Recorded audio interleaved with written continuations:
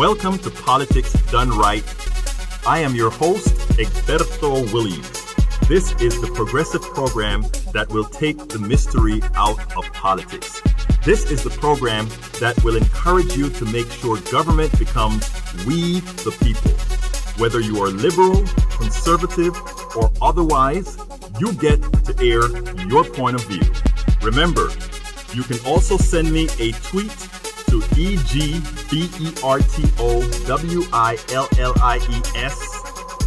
That is, at Egberto Willies. Let us engage. It is politics done right. 1, 2, 3, 4. Welcome to one more edition of Politics Done Right. I'm Egberto Willies, your host. Thank you so kindly for being a part of the show. We're going to have a great show today.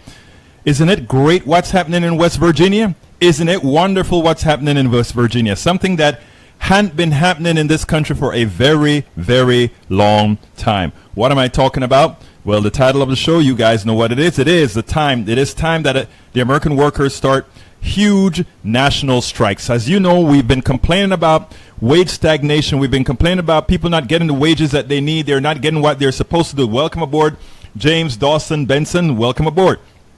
We've been talking about nobody getting their fair share of the economy.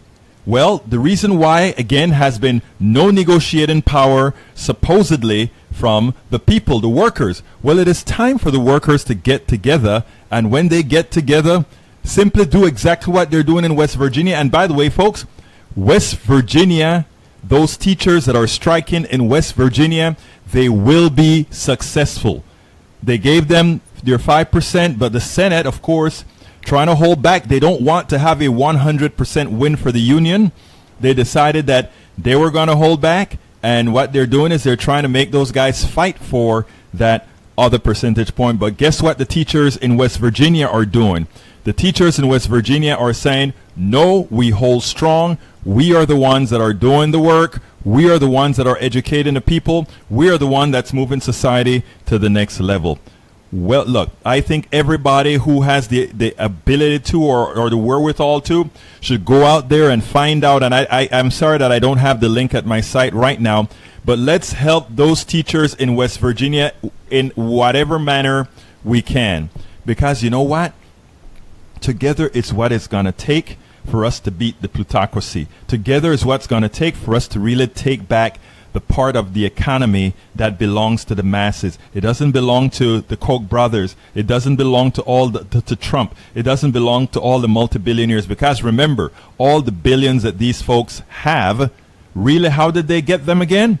They got them from our excess labor. And where else did they get them? From our intellect, from our work, from everything that we've done. That's where that came from. We have to break that cycle of people believing that somehow, because somebody has $1 billion, somehow they've earned it or they're worth it. That is generally not the case. The reality is we are a society comprised of a whole lot of people, and we're the ones who do it. Anyway, it is time that the American workers start huge national strikes. That's the headline. The bottom below that, strikes can occur with or without union through let me back up. Strikes can occur with or without unions, though without more difficult. Okay? So yes, right now places like Texas, we have this what's called right to work state, which means that unions have very little power. Companies can fire you at will. But guess what, folks? We really call it right to work for less, or right to work without values, or right to work for nothing.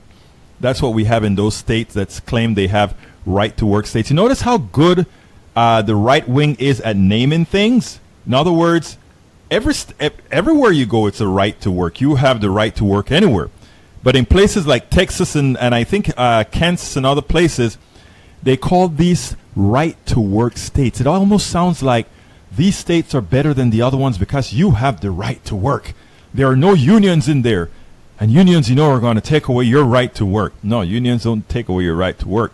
Union makes sure that people pay you what you're worth, or, as best they can, pay you what they're worth. Anyhow, folks, the teachers in West Virginia are putting on a clinic.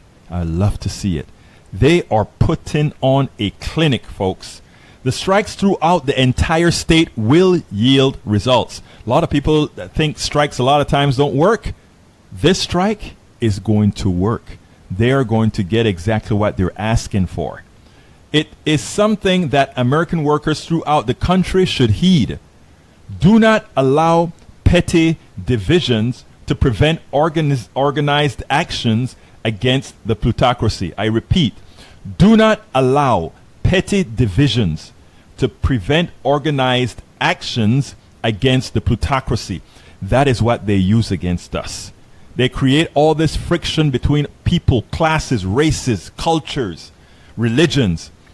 And if they can inject all of those differences in there, in as much as 90% or more of what everybody wants, pretty much the same, but it is their goal that if you are looking at each other as being a problem, then you know what you're not looking at. You're not looking at them. And if you're not looking at them, you're not seeing that they're pilfering you.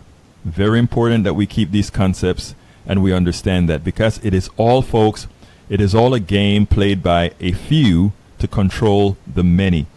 And the problem about it is a lot of us that are actually being controlled by the plutocracy, a lot of us that are being controlled by the few, we don't quite realize when it is happening. And not only that, there are many times that we're actually going to the defense of those people who are really the oppressors, who are really ensuring that you don't have the kind of monies that you deserve. Think about that person that is defending that multi-billionaire's tax cut while they are paying their you-know-what off. Think about that person who is defending the billionaire's tax cut. Why would you ever do it? They claim, oh, well, because if the billionaire gets the money, it's going to trickle down or he's going to hire more people. Really? How many more times do you need to get kicked in your butt to realize that that is not how it really works? That's how they tell you it works, but that's not how it works. If you doubt it, look at the pay scale since Reaganomics. It has been down on a down spiral since. If you look at everything that these guys have told you about the economy, it is false. This big tax cut that they just gave, I wrote an article about it a few weeks ago. When Paul Krugman and all these guys, before the law was passed, they told all Americans, look, this is a scam. The money that they're going to allow these guys to bring back into the country is not going to be given to workers. It's going to be given as tax, or rather stock buybacks and many other things that help the wealthy and not the few. So what happened? And then I'll get into the program in a little bit. What happened after that tax cut came into the fold? A lot of money came in. Then they gave away about $6 billion in tax cuts and in bonuses to their employees, or in little wage hikes to some of their employees.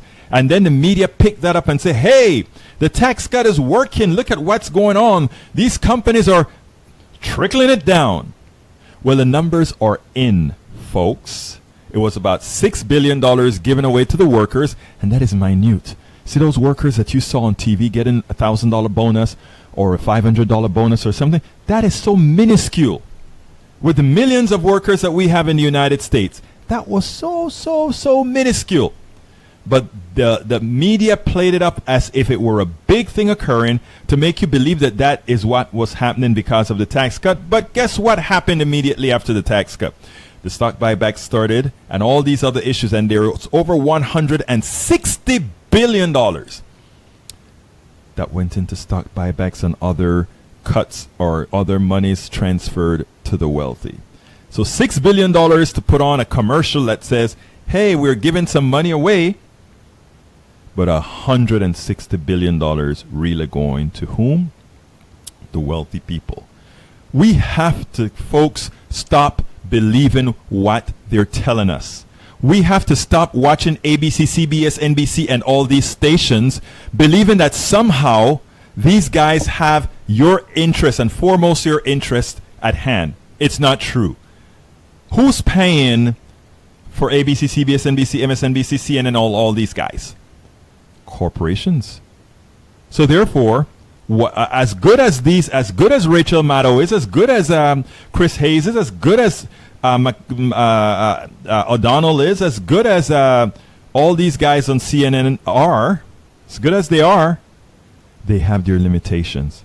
There's so much they can talk about. This strike in West Virginia, you know how long it's been going on? For over 8 days. But it's not only a simple strike in West Virginia, folks. It is a strike that is the entire state.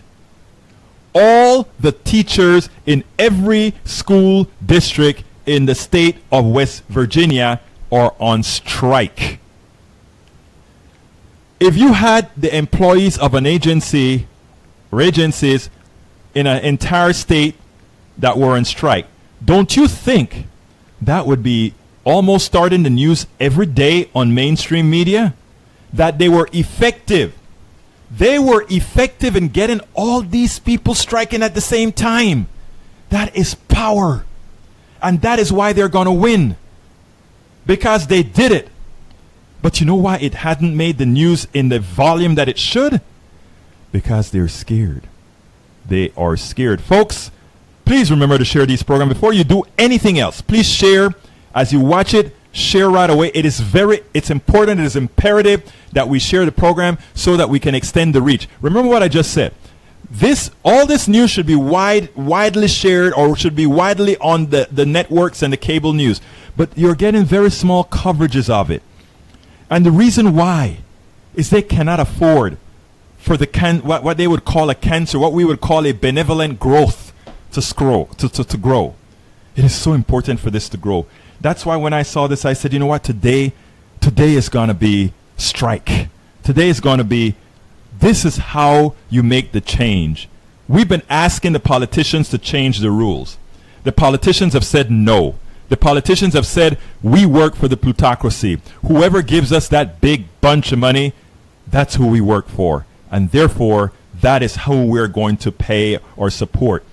And that's why you're not seeing this in the news as it should. That is why all these things are the way they are. Share, folks. Please share the programs in your social media domain. It is so very important. And folks, please do remember this is a call-in show. Telephone number 646-716-5812. Again, that number is 646-716-5812. I'm a very nice guy. I would love to talk to people. The show is fairly new. The daily Politics Done Right it's been on for years, but one day a week on KPFT 90.1 FM and one day a week on Coffee Party Network. Now it's 5 days a week, and we're asking you, call in and say your piece, because this is your show. Politics Done Right belongs to you. 646-716-5812. And in the process of belonging to you, we also ask you that you provide support for, if you can, we ask you that you provide support for Politics Done Right. There is the link that you can go ahead and help support independent media that's going to give you news that the mainstream media either can't cover because of the pressures from the plutocracy, the pressures from the corporate, or simply they won't touch because, well, you know, there are a whole lot of elitists that don't cover sometimes a whole lot of things that the masses, the average middle class person, the poor person needs to hear. So please, folks, if you have the wherewithal, go ahead and support independent media at patreon.com/Politics Done Right. That is how you support Politics Done Right, independent media. Folks, before we go into the blog of the week, we're going to cover a few little news bits here. Now, independent media had the video out of the NRA threatening reporters. I mean, it is the way they get around it is that it's a preview for a commercial. Folks, please do remember, share. We need you to share these programs. They cloak it in the form of a commercial. But I want you to see what these guys have done. Take a look at this. We are done with your agenda to undermine voters' will and individual liberty in America. So to every line member of the media, to every Hollywood phony, to the role model athletes who use their free speech to alter and undermine what our flag represents, to the politicians who would rather watch America burn than lose 1 ounce of their own personal power, to the late night hosts who think their opinions are the only opinions that matter, to the Joyanne Reeds, the Morning Joes, the Mikas, to those who stain honest reporting with partisanship, to those who bring bias and propaganda to CNN, the Washington Post, and the New York Times, your time is running out. The clock starts now.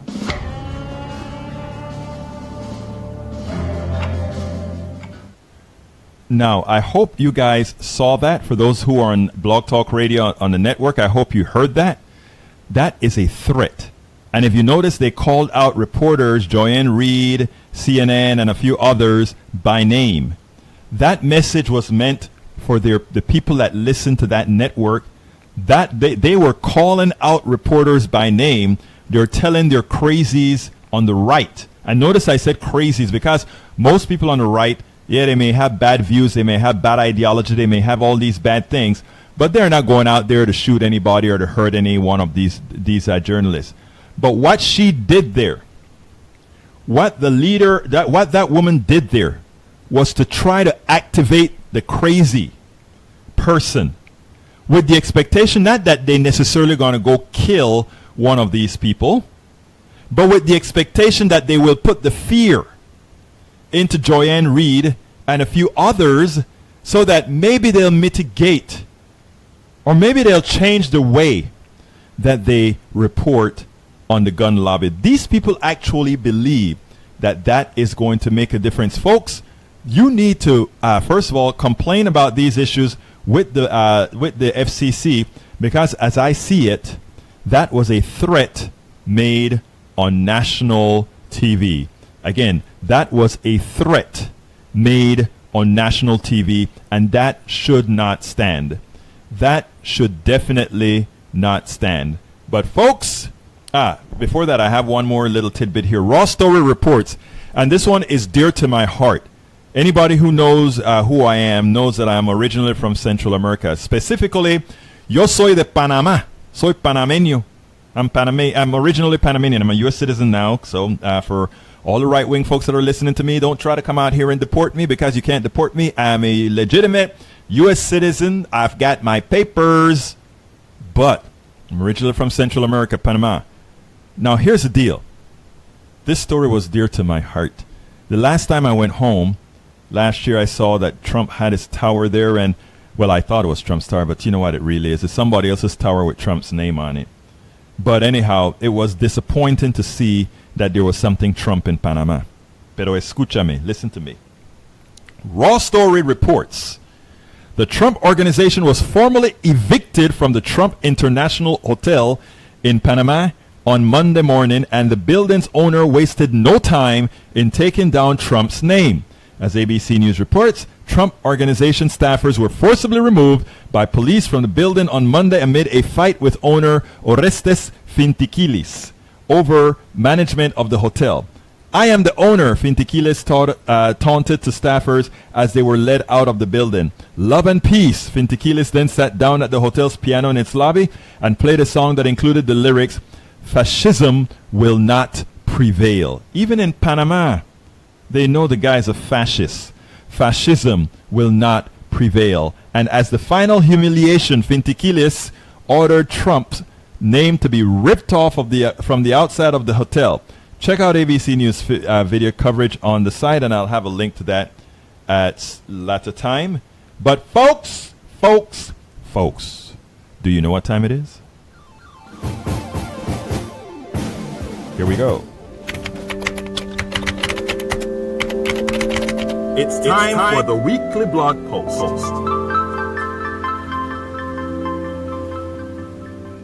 Well, today I have some kind of an interesting fingers because somehow I clicked the wrong thing, but that's okay. We are going to go to the blog of the week, and here it goes. West Virginia teacher strike, an act that must be replicated throughout the United States.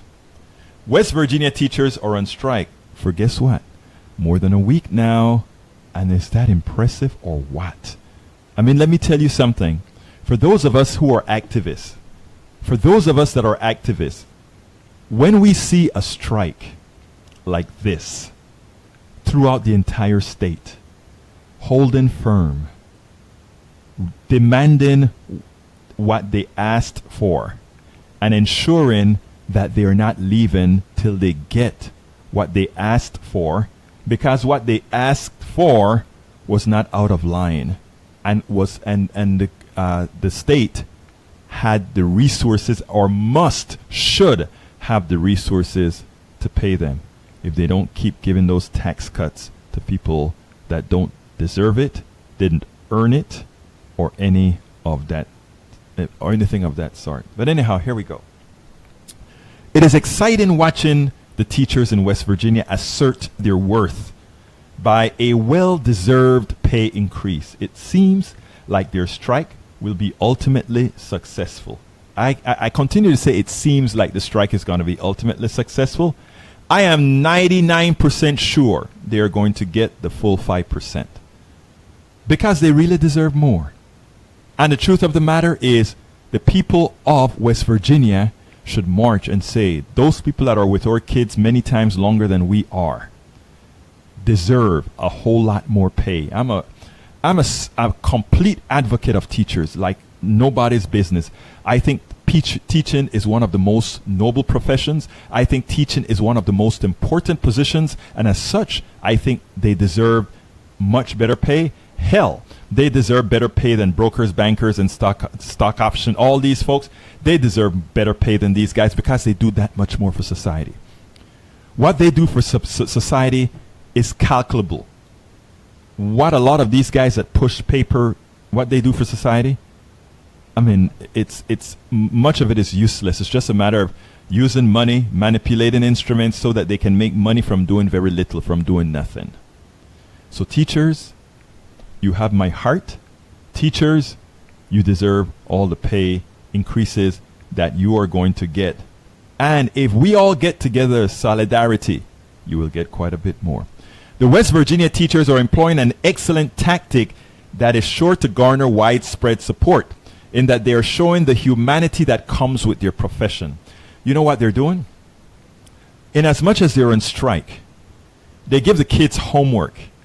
They know that a lot of kids, I think it's over 60% of kids in West Virginia, and by the way, West Virginia is a very red state. West Virginia is a state that votes Republican. West Virginia is a state that takes in a lot of cash from the government.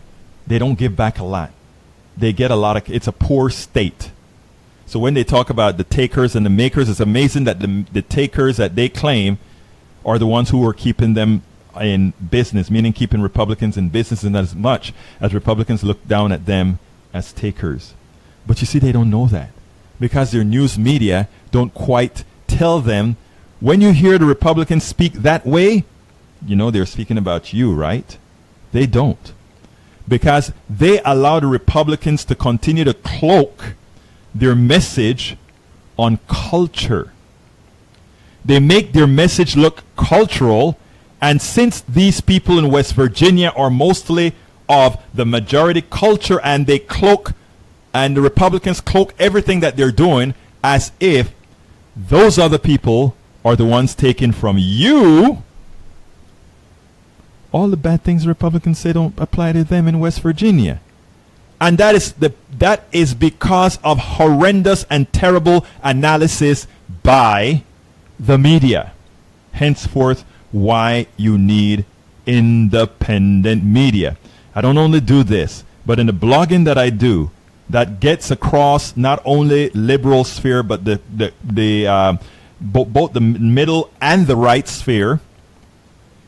This is illustrated. I illustrate this quite often, that in fact, when the Republicans are talking down to people, they are actually talking down mostly to their own.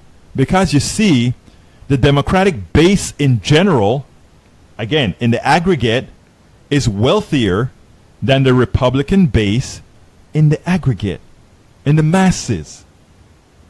So they don't understand that it is them that the Republicans are speaking to. Anyhow, the West Virginia teachers are employing an excellent tactic that is sure to garner support, in that they're showing the humanity that comes with their profession. CNN.com reported the following. Charleston, West Virginia. Virginia legislators scrambled Monday to see whether there is enough money to meet teacher pay demand and end a strike, and has dragged into its eighth day. A legislative conference committee appointed to resolve differences between the state Senate and the House is scheduled to meet at 4 p.m. We recognize the urgency of this situation, said Delegate Paul Espinosa, chair of the House Education Committee and co-chair of the Conference Committee on House Bill 4145, the pay raise legislation.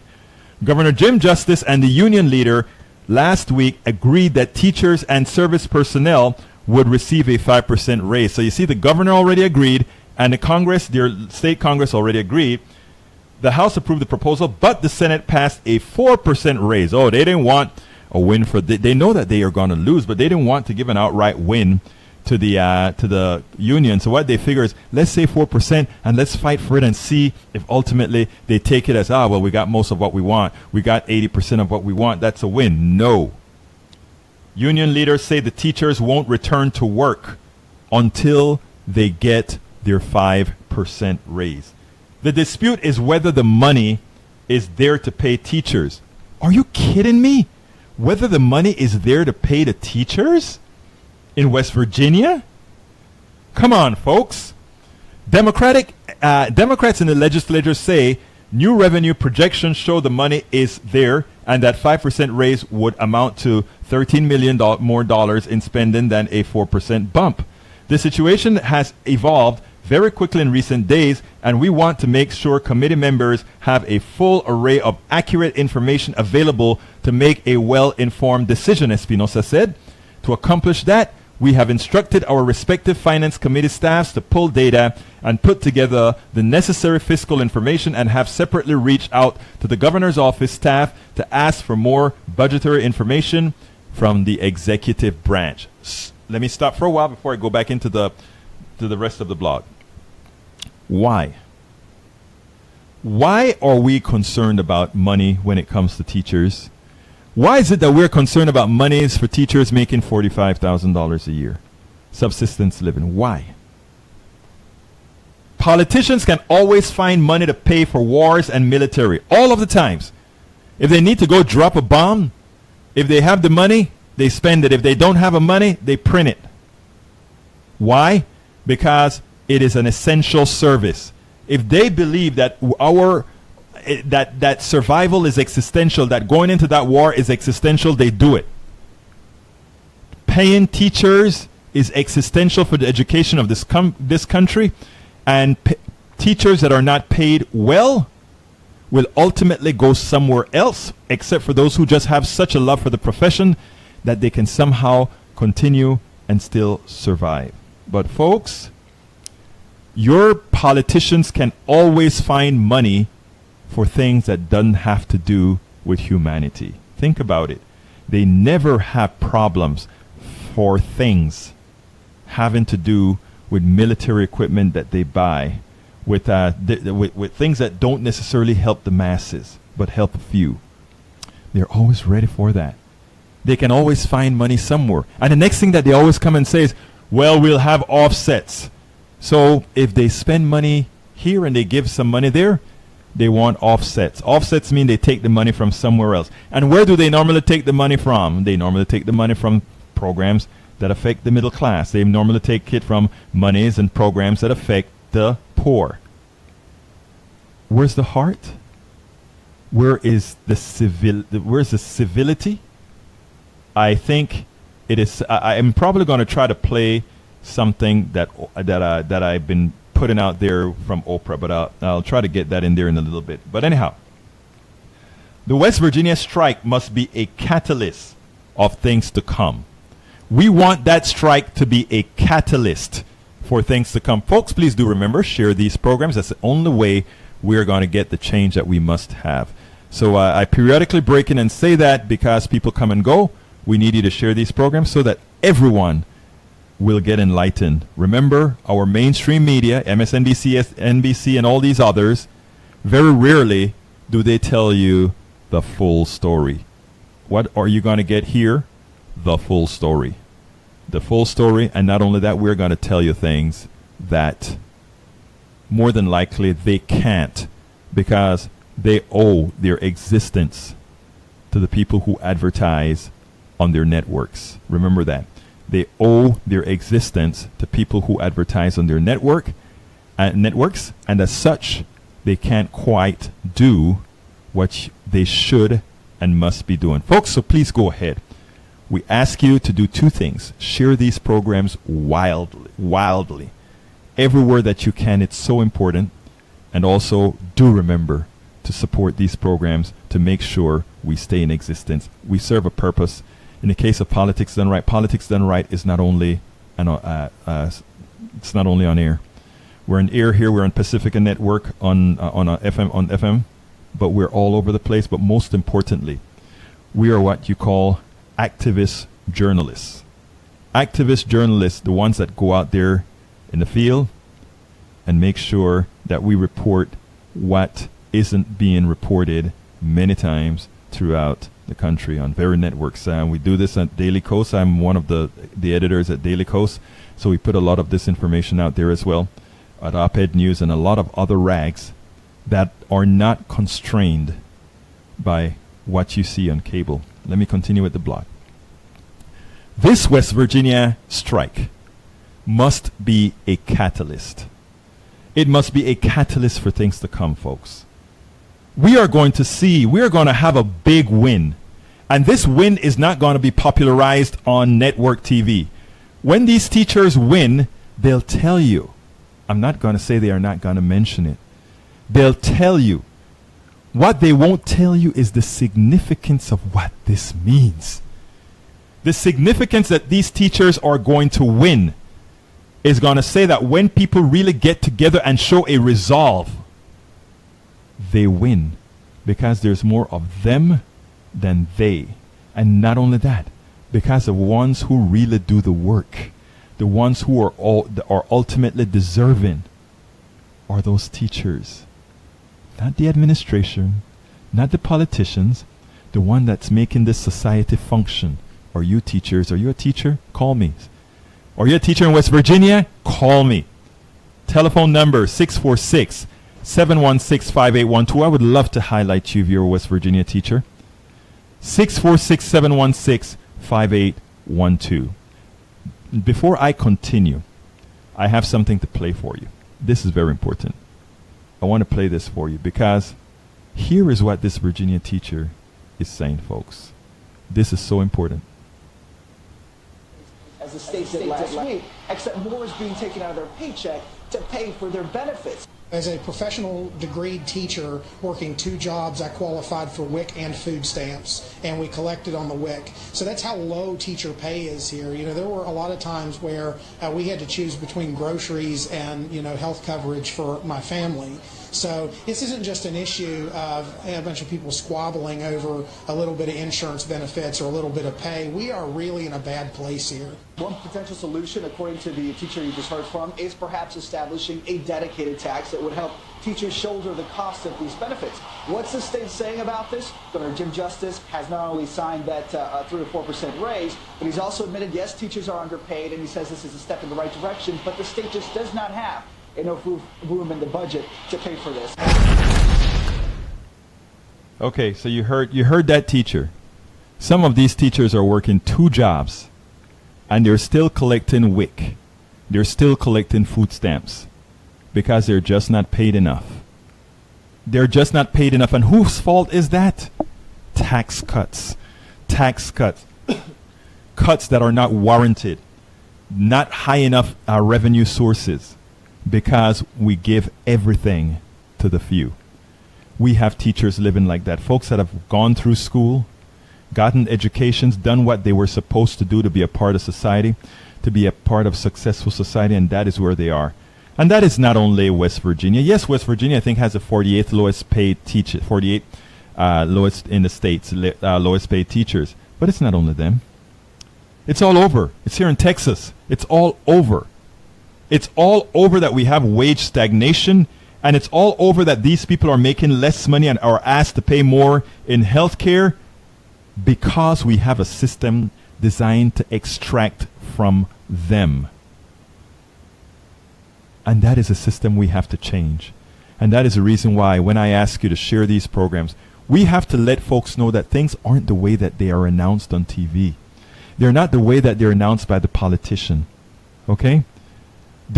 When it is announced, let me give an example before I continue the reading. They tell you that there's no money for the teachers, right? What they really mean, that is how it's sold. There's no money for the teachers, so they can't get 5%. Let's give them 4%.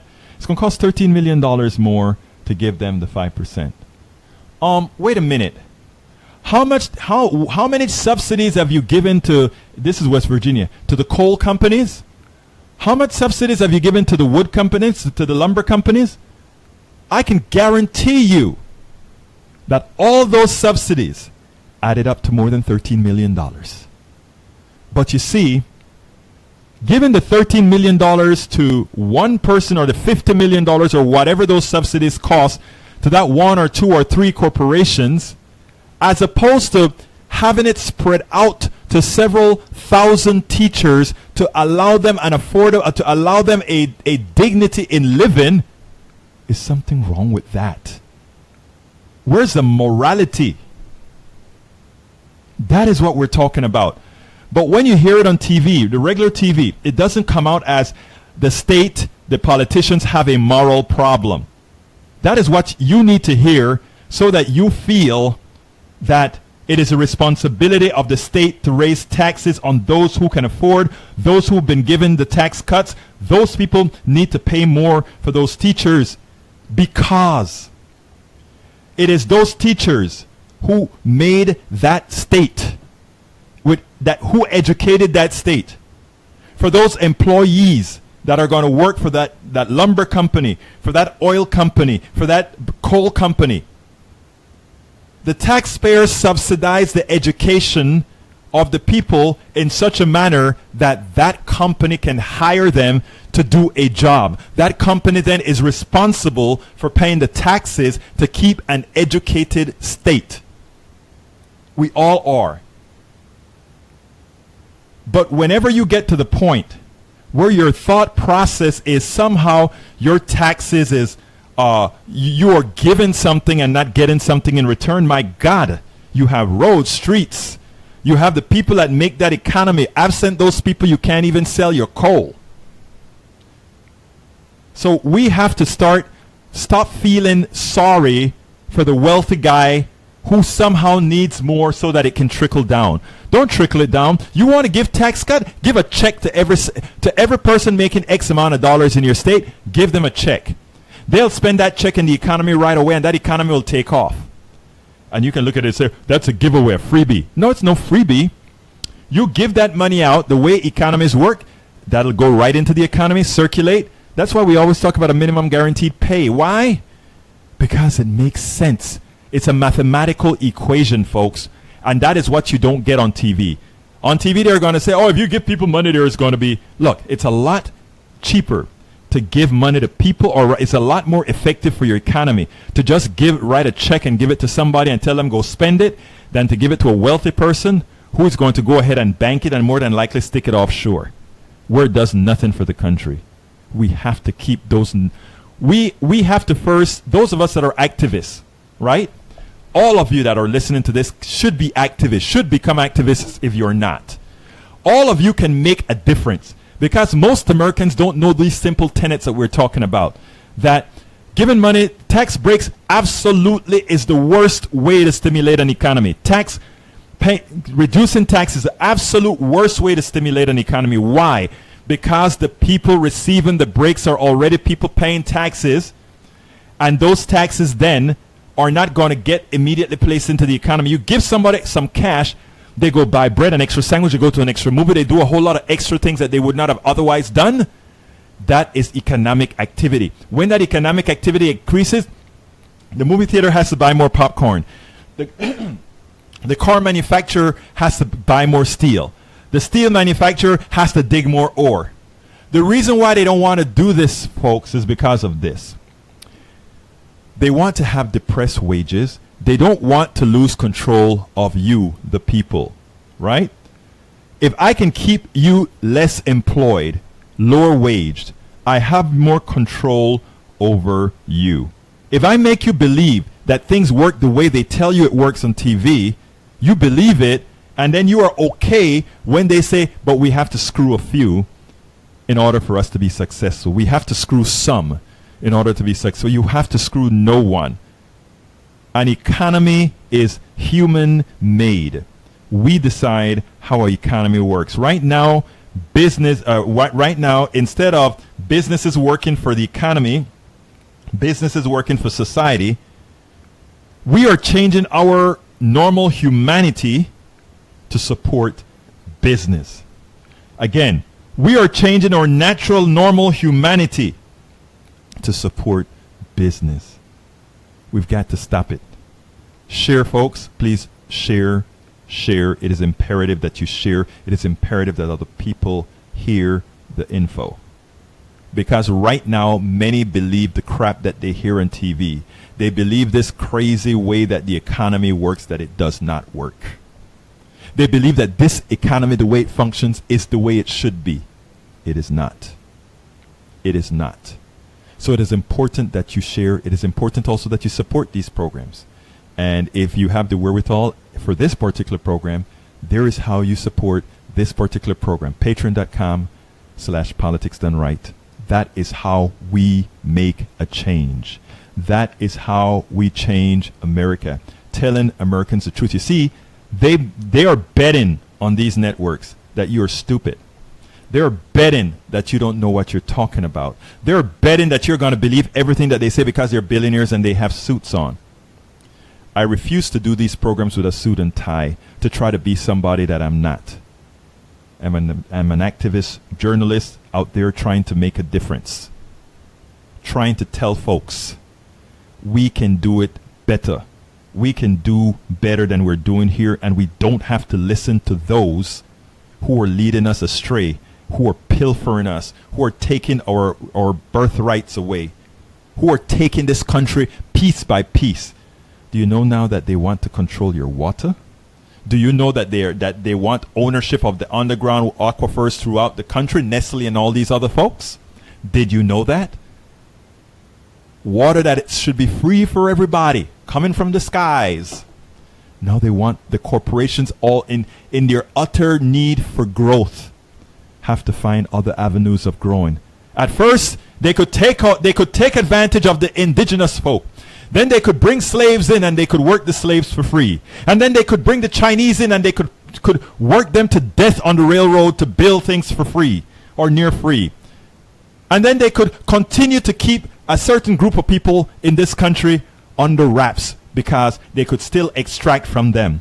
But when they've gotten all, who do you think they're coming for next, my friends? You.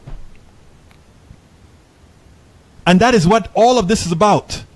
This is all about you. And it's not that they're saying, how can we screw people? That's not what happens. What really happens is that they're saying, all we know that we have to do is growth. It is not the individual person. I don't look at the individual capitalist as, oh, they're a bad person. It is the system. It's the laws that we follow because of the design of our economic system. It's not an individual bad person at all. That's not what it is. It is just the system. And what we are trying to do is change the system to make it more egalitarian. Change the system to make it better for us all. Where we don't have people look, the biggest welfare recipient right now are not those people that these people love to hate, okay? The biggest welfare recipient right now are corporations, and they're getting your money. I'm going to see if I can find that video and play that for you as well. But here's the deal. These folks are taking your taxes in three ways. But I'll go to that a little later. Let's go ahead and continue with this. The West Virginia strike must be a catalyst of things to come. One should be proud of these teachers throughout every county in the state holding their ground. They are showing that the power is with organized masses, and it is for that reason that the plutocracy, using the tenets of the Powell Manifesto, look that up, I have it linked in, are investing in killing labor unions. Americans must use the tools that have not yet been taken away by the plutocrats, social media and other online resources, to organize. Because again, not everywhere have unions, right? So you have to do this on your own, folks. You got to do it. You have to talk to people. You have to tell them, hey, this is how things really work. Even your right-wing buddy. You know, I talk a lot of the truth of the matter is, when I leave my domain, when I leave activism downtown or activism in Montrose or at KPFT, or when I leave activism in these other locales with Indivisible or all these other places, I am at Starbucks. And when I'm at Starbucks in my neighborhood is conservative red. And I have a lot of conservative red friends. I consider them friends. They say they're my friends. Who knows? Maybe who knows what they say behind my back. But they listen. I listen to them, I talk to them, and as much as I don't expect them to leave a changed person, we planted seeds so that when things turn, the seed's been planted and they understand why. Folks, please remember to share these programs. Okay. Americans must use the tools that have not yet been taken away by plutocrats, social media and other online resources, to organize. It is true that the labor unions make organizing much easier. However, with government finding ways to coerce labor unions out of existence or into ineffective organizations, decentralized grassroots organizing will make the next best option. What is that again? Decentralized grassroots organizing will make the next best option. In other words, look, I'm going to tell you what that really means, what I'm really trying to say there, because it's important. Right now, all those teachers in West Virginia got together through their union, and they all, at the same time, they struck. They're striking now. But because in a place like Texas, you don't have a lot of unions, etc., it is not that easy. Most of the people are not unions. Well, most of the people in the entire country are not union. But you can make a difference in your own locale. You don't have to have a huge group of one set of people organizing the entire nation or the entire city or the entire state. What you can simply do is start small. You are going to get a group of 100 people that's working for X corporation that hadn't been paying right. And you guys start a strike. And then advertise that to other places that you know share the commonality with a type of corporation like yours that are pilfering you. And when you get organized well, where you say, okay, I am going to take care of corporation A, you take care of corporation B, you take care of corporation C, and you do it all undercover. Yes, you'll always have your spies that are going to break a few things up, but that's where you use the outside organizer. You use those of us that are full-time organizers to help you. Those of us that are full-time organizers, that is our job. You want to go ahead and get something organized? Let us do the work for you after you instruct us what needs to be done. That way you protect yourself in your corporation because you have to eat, but you let a lot of the activists go out there and start organizing to get the problem solved. But you see, the problem is this. You always need that person on the inside to help us. And the problem right now is a whole lot of people don't realize the dynamic that can occur for us to start making a difference. And that's what called real grassroots activism. And that is what we're driving for. So you can use Politics Done Right. info@politicsdoneright.com. info@politicsdoneright.com. You have a corporation that you want to go ahead and say, hey, we got to get something done. Bring it on to us and we'll find organizers that are going to help you do it. That is how we make the change. Grassroots. At the same time, we attempt to protect those people that are strong enough to make that initial move. But we all have to do it because it's not them who control everything. It is us all. That's what we have to remember. Folks, anyhow, continuing. Americans must use the tools. I did that already. Let's see. However, with government finding ways to coerce labor unions out of existence or into ineffective organizations, decentralized grassroots organizing will make the next best option. And that's what I'm talking about. Look, let me tell you something. Wealth and production have always been the purview of the masses, not the few. What do I really mean by that, folks? when you talk about the success of all these billionaires, they may have had a good idea, power to them. They deserve a large lion's share of a certain amount of that idea. But the idea is implemented by millions. The idea is implemented by a society that, absent that society, they couldn't make it. The idea is not only implemented by others, but they are building on the knowledge that has been built over centuries, over millennia. So they don't own it. When I have a good idea, I never go out and say, oh, I'm so darn smart. Look, I have a whole bunch of software that I develop. I have books, thousands of pages of books that I've written, my software manuals, that is. Hundreds of thousands of lines of code in assembly. See, all these other language. I found ingenious ways to do things. Do you think I go around and say, well, I did it that kind of a way, I'm going to patent it, that's mine, I'm so damn smart that I... No, no, no. Leroy Gay, a young man I worked with at NL Industries, he was one of my most revered teachers on PDP-11 code. I could name many other folks that played an instrumental role in my development as a software developer and engineer, as well as those people that have assisted me. They can speak about many others that have helped them. Nobody is insular. Nobody is from within themselves. And that is this individualism, objectivism, Ayn Randian methodology or Ayn Randian stuff that's preached by these people. It's an impossibility because it doesn't exist. Nobody is an island. You can't wake up in the morning and not depend on hundreds of thousands of people in America. When you get up, from the time you get out of bed, you are being assisted. From the very minute you leave your door, you are being assisted. From the guy who's generating the electricity, from the person who's cooking your food, from the person who is growing your food. I mean, there's so much interdependency we have. Anybody who thinks they're an island or they deserve what they have so much more than anybody else just doesn't get it. And we have a society that is, you know, capitalism was supposed to be the efficient allocation of resources. Okay? No, the resources are not being allocated efficiently at all. And why is it not being officially allocated? Because the mere fact that a stockbroker makes more than a teacher, the mere fact that a stockbroker makes more than a doctor, tells you that there's not efficient allocation of resources because he doesn't produce anything, but yet he makes more than somebody who can save your life, somebody who can do some very tight things on your heart. So let's get our priorities together and let's get our knowledge together, folks. It's so important that we do that.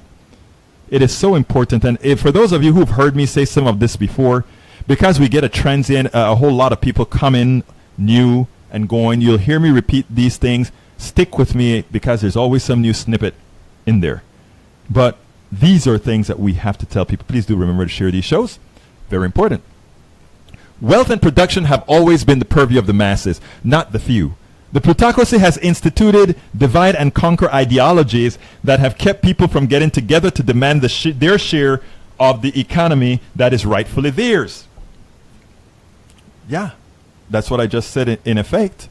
In effect, I'm telling you that if we are dependent on so many people for once we get out of bed, and somehow some of those people have that much more money than we do, without, let's say, being the sole person who build a microprocessor, program the microprocessor, stick the microprocessor into a socket, build a unit or whatever, who said that those things are less valuable than the person who came up with the CPU? I mean, look, the person who came up with the CPU had a higher degree of thinking, knowledge. I mean, when I write some intricate software, and you'll show that to someone, and someone will look at that and say, oh man, that is Greek.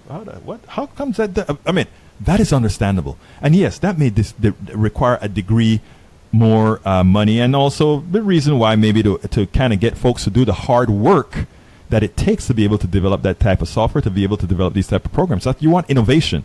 And you know, you'll work for that. You'll work for that. It's important. But I don't deserve orders of magnitude more than anybody else. Neither does Bill Gates, the Koch brothers, or anybody else that have billions. We have to change the way that we think. We have to change the way that we think. And the Powell Manifesto and other devices have really had put into people's heads that they're worth a whole lot less than they're worth, and put into people's head that others are worth a whole lot more than they are. So let's finish up the blog here. To finish, it goes as follows. The plutocracy has instituted divide and conquer ideologies and have kept people from getting together to demand the share of the economy that is rightfully theirs. As we neutralize their techniques, we will build more egalitarian structures that ensure we, the people, really run the country. More importantly, we will ensure business, our economy, serves us all and not the other way around. We are going to ensure that business, the economy, serves us. We shouldn't be here to serve a business or an economy. It is always humanity first. It is always humanity first. Let me see if I have I went kind of long today, kind of winded today, sorry about that, but since no callers, that kind of gave me the impetus to continue going. But by the same token, I didn't get to the let's see if I had anybody who wanted to say anything. Let's see, James Benson, where you been, bro? I'm here, and let's see, Elena Watson, awesome, thanks. Elaine Watson, hello, my brother, missed, yeah, thank you. McLeod, yes, economic activity is the key. You're absolutely right, Mr. McLeod. Now, I usually have some problems with seeing more people on this thing, so let's see if there's another way for me to go ahead before we close the program down. I really want to make sure I've answered anybody's questions that's there, if they're there, but it seems like it's kind of quiet, this thing. So let's see if there's another way for me to go ahead before we close the program down. I really want to make sure I've answered anybody's questions that's sorry about if that, they're guy. there, but it seems like it's kind of quiet, this thing. So let's see if there's another way for. Well, that was a mistake to try to do that. Didn't realize that was connected. So therefore, what I'll do is I'll do it the old-fashioned way and see if we have more to talk about here. We'll be closing down in about 2 minutes, the program. So if you still have a quick second to call, you still can call. Let's go ahead and pull this baby down. Yeah, if you can, I can take a 45-second call before we close the program down. So if anybody wants to call, 646-716-5812. Again, that number is 646-716-5812. And I'll be more than happy to answer whatever you want answered. Bear with me 1 second as this network comes up. Let's see. Juan Garza. Hello, Juan Garza from Commerce City, Colorado. Hey, cool. I was stationed at Fort Bragg with Sergeant Stanko from Panama. Great. I'm glad to see that we have somebody who's heard about the bases in Panama. So thank you so kindly. Okay, folks, we're at the end of the show. Thank you so kindly for listening. I want to ask you guys, whether you are listening to this live or you're listening to it on a podcast, I want to ask you to please do remember to share these programs. It is imperative that you do. What we are going to try to cover, what we cover here, is not necessarily what you always hear on well, it's definitely not what you're going to hear on mainstream media. We are always accurate and factual. We make mistakes every so often. When we do so, we correct them. Unlike other places, if we screw up, we're going to tell you. But most of what we get is coming from reliable sources. We make sure of that all of the time. So I want to remind folks that this is a call-in show. So remember, in the future, please feel free to call in. I have the number splashed on the screen all the time. And for those on Blog Talk Radio as well. Also remember, this is an independent network. And I want to ask those of you that are listening to support independent media. In this particular case, Politics Done Right. There is information below the screen if you want to provide, if you want to support this type of journalism, what we call activist journalism. And why do we have to have activist journalism? Because of a lot of the journalism right now is completely being played by the plutocracy. What do I mean by they're being played by the plutocracy? The plutocracy tells them what to say, how to say it, when to say it. And that is what they do. And that is the reason a lot of the facts that you're going to get on this show, it's not that these guys are lying to you, it's just that they're not telling you things. A lot of what you're going to get on this program are going to be facts, many of them that they won't or cannot tell you. So again, Please remember, support these programs. My name is Egberto Willies.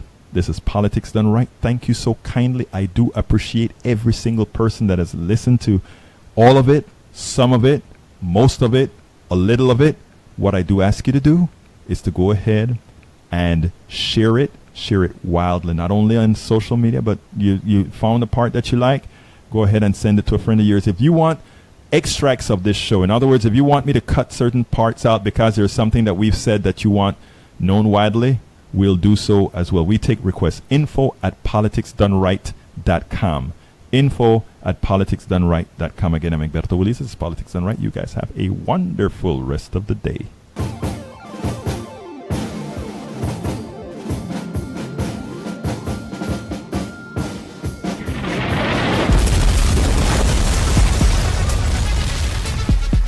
Welcome to Politics Done Right. I am your host, Egberto Willies. This is the progressive program that will take the mystery out of politics. This is the program that will encourage you to make sure government becomes we the people. Whether you are liberal, conservative, or otherwise, you get to air your point of view. Remember, you can also send me a tweet to EGBERTOWILLIES. That is at Egberto Willies. Let us engage. It is Politics Done Right. 1, 2, 3, 4.